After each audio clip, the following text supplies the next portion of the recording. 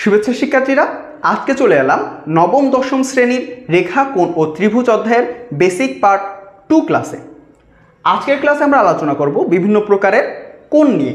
প্রথমে আমরা জেনে নিই কোণ আসলে কি।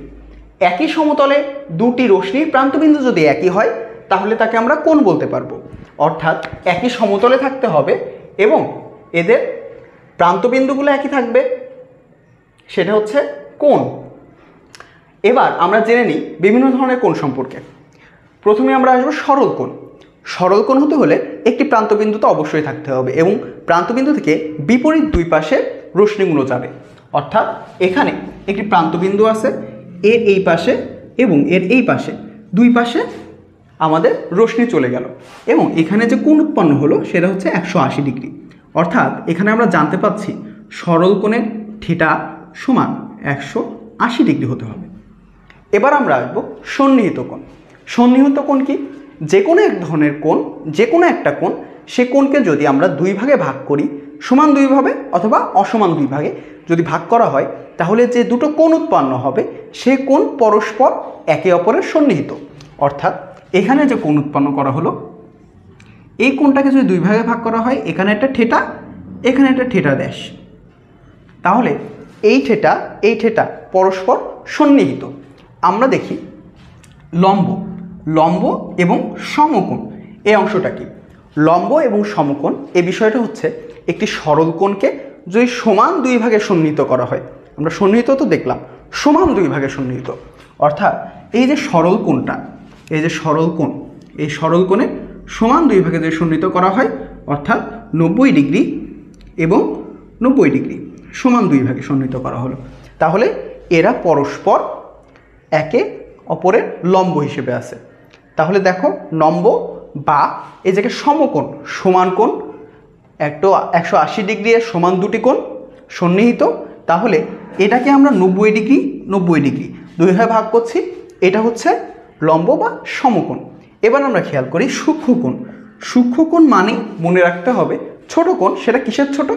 লম্বের ছোট, অর্থাৎ সমকোণের ছোট, 90 ডিগ্রি এর ছোট।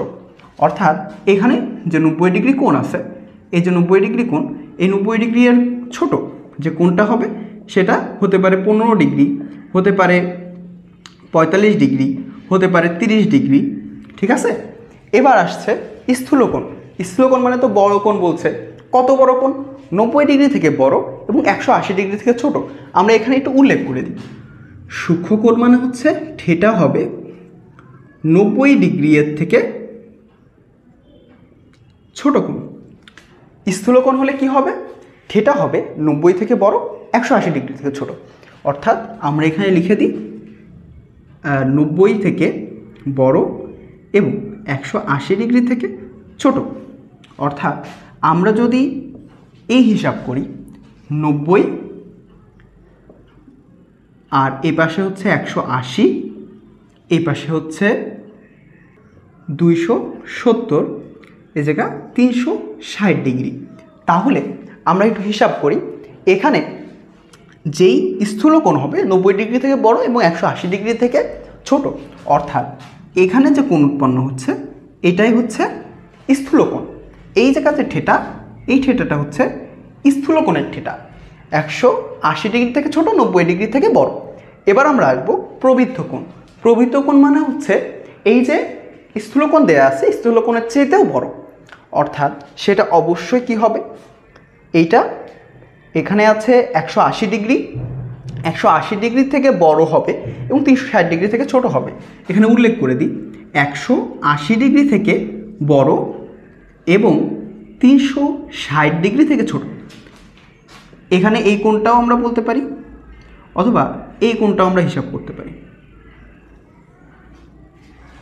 ওকে, এটা যদি আমরা বলি যে এইটা আছে 260 ডিগ্রি, তাও এটাকে আমরা প্রবৃদ্ধ কোণ বলবো। এখানে যদি আমরা বলি যে 350 ডিগ্রি, সেক্ষেত্রে আমরা তাকে বলবো প্রবৃদ্ধ কোণ। তাহলে আমরা এবার দেখব পূরক এবং সম্পূরক কোণের কাঠামো। পূরক এবং সম্পূরক কোণে আমরা এবার আসব। পূরক এবং সম্পূরক কোণ। পূরক কোণ হতে হলে আমাদেরকে কি হতে হবে?